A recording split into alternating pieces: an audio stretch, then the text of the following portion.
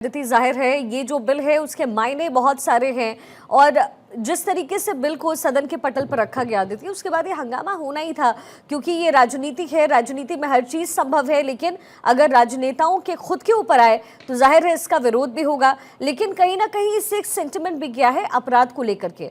और दूसरा सवाल मेरा ये है आदित्य कि जिस तरीके से दुर्व्यवहार सदन के अंदर हुआ ये अक्षम्य है।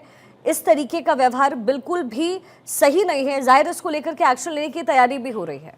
बिल्कुल, देखिए सबसे पहले तो आपका सवाल था ये बिल।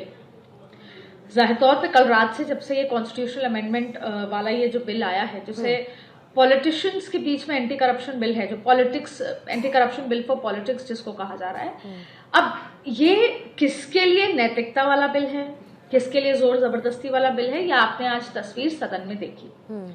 लेकिन ये बिल क्या कहता है, जो हमारे व्यूवर्स हैं उनको ये समझाना जरूरी है। ये बिल ये कहता है कोई भी व्यक्ति, चाहे वो प्राइम मिनिस्टर हो, चीफ मिनिस्टर हो, किसी यूनियन टेरिटरी का चीफ मिनिस्टर हो, या जम्मू कश्मीर, क्योंकि जम्मू कश्मीर को अलग तरीके से अभी तक देखा जाता है अलग तरीके से, तो ये जो तीन बिल आए हैं वो तीनों ये कहते हैं कि पूरे देश में किसी भी राज्य में अगर कोई मंत्री, मुख्यमंत्री या देश के प्रधानमंत्री पे कोई ऐसा एलिगेशन, आरोप या कन्विक्ट होते हैं जो 30 दिन 30 डेज के लिए जेल के अंदर हैं, तो वो 31वें दिन स्वतः उस पद से बाहर आ जाएंगे।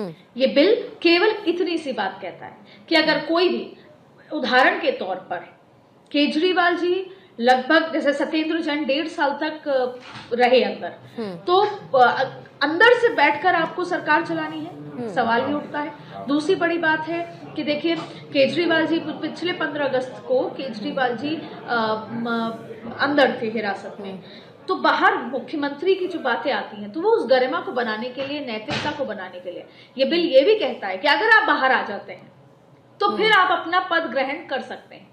अब वो कितना फीजिबल होता है नहीं होता, तो सीधा सीधा अगर इस बिल को अगर एक लाइन में समझना है तो वो ये है कि आप अगर 30 दिन तक न्यायिक हिरासत में हैं और ऐसा अगर आपके 5 साल का, आपको ऐसी कोई भी आरोप या धाराएं आप पे लगी हैं जो 5 साल की आपको सजा सुनाती हैं, तो फिर आपको अपने पद से उतरना होगा। वो स्वतः, आप जैसे ये बिल लागू हो जाएगा आप उतर जाएंगे। ये बिल सीधी सीधी बात ये करता है।